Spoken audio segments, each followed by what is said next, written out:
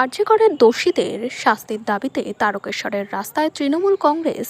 আজ তারকেশ্বর বিধায়ক সহ আরামবাগ সাংগঠনিক জেলা তৃণমূল কংগ্রেসের সভাপতি রামেন্দু সিংহ রায়ের নেতৃত্বে আরজিকরের ঘটনায় দোষীদের শাস্তির দাবিতে পথে নামেন।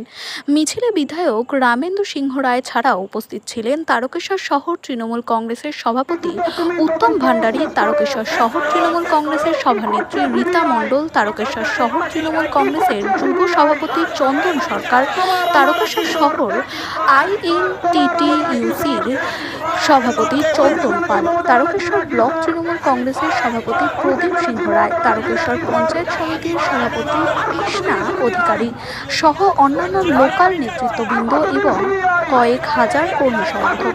মিছিলটি তারকেশ্বর নতুন বাসস্ট্যান্ড থেকে শুরু হয়ে জয়কৃষ্ণ বাজার মোড়, যোধ শম্ভু বদ্দিপুর মোড়, থানা রোড, বিপিআর গেট, চাউলপট্টি মোড়, পদ্মপুকুর মোড় হয়ে পুনরায় নতুন বাসস্ট্যান্ড এসেছে শেষ হয়।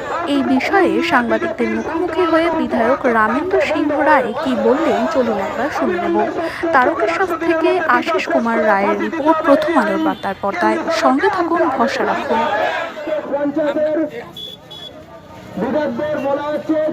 বলছি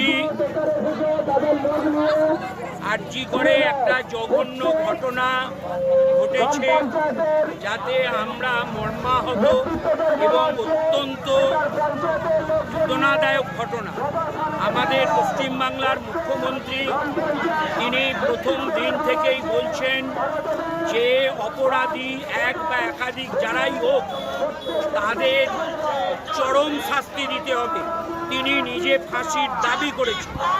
তিনি পুলিশ কমিশনারকে 7 দিন সময় দিয়েছিলেন, কিন্তু তার আগেই হাইকোর্ট সিবিআইকে দায়িত্ব দেয়, কিন্তু দীর্ঘদিন সিবিআই তদন্ত করছে, এখনো কোনো কিনারা করতে পারেনি।